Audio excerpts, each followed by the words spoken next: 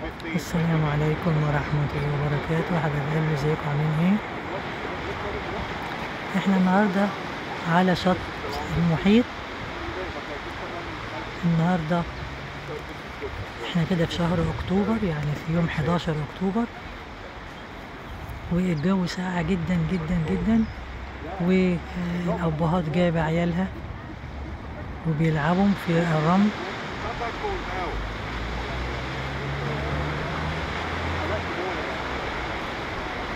واللي جايب الكلاب بتاعته يفسحها عادي. الناس هنا عايشة حياتها بحرية وبأريحية خالص، ومش حاملين هم أي حاجة.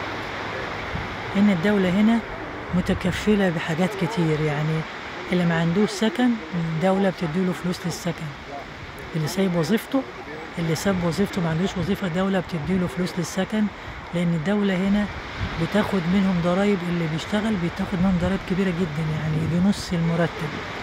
فالدولة هنا بتتكفل اللي يسيب وظيفته بتديله مقابل مادي عشان يعرف يعيش.